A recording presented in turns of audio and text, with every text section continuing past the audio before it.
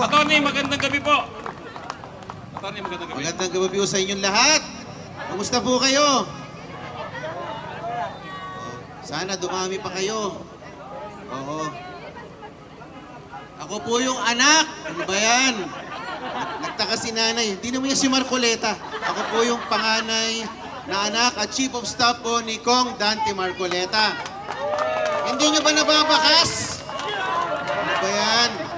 Ayan. Ganun ba? Ayan. O, kumusta naman po kayo dyan? Ako po napadaan lang. Diyan lang ako sa mall. Buti na lang napadaan ako dito. At ako kaisa ninyo, no, sa pagtatanghal ng katotohanan at paglalaban ng karapatan ng mga kababaihan.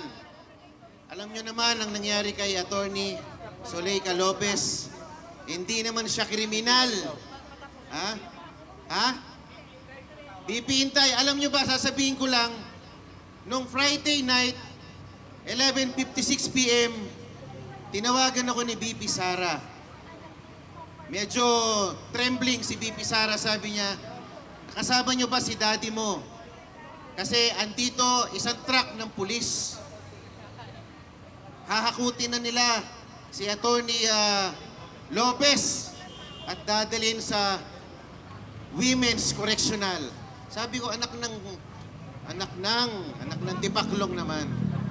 Hindi naman convict yan, bakit nyo dadalhin doon? Ha? Ano nangyari? Kung nabasa nyo lang yung order niya nirelease ng House, hindi ko alam, baka kinder ba o prep yung nag-prepare ng order na yon. Hindi ko alam. Kahit siguro prep, hindi maiintindihan yung order na ginawa niya. No, masyadong, hindi ko alam. Nakakabobo. Hindi ko alam bakit ang mga namumutawi ngayon sa Kongreso, mga convict. Duterte! Duterte! Duterte! Duterte! Duterte! Duterte! Mahal na mahal ka namin, VP. Maraming salamat, Vice President. Mabuhay! Mabuhay ang Duterte! Duterte! Duterte! Duterte! Duterte! Papatuloy ko lang po yung sinabi ko kanina. Alam niyo po, nakakabingi ang katahimikan ng mga human rights champion ngayon. Ha? Ngayon, meron pong clearly na na-violate ang rights. Isang abogada, may kakayang ipaglaban ang kanyang karapatan, pero tignan mo ang ginagawa sa kanila. Paano pa kaya tayo, mga ordinaryong tao? Ha? Pag tayo hinaras nila, ganun-ganun na lang. Nasa nung maiingay ng mga human rights champion na pinaglalaban ng mga karapatan ng mga adik, karapatan ng mga terorista, karapatan ng mga kalaban ng lipunan. Mag-ingay kayo ngayon dahil halatang halata kayo na wala kayo sa hulog. Sana sa totoo lang tayo.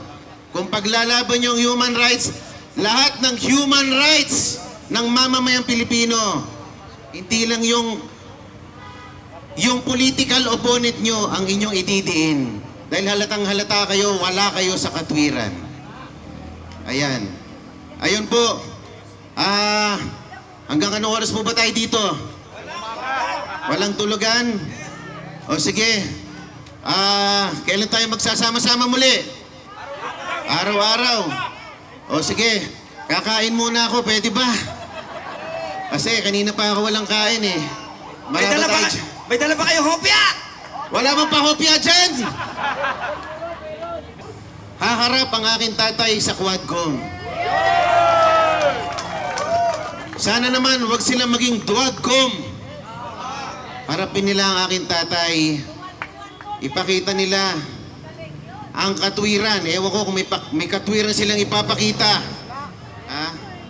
Ang aking tatay, tinanggal nila para hindi makapagsalita. Oh, ano to? Silent martial law?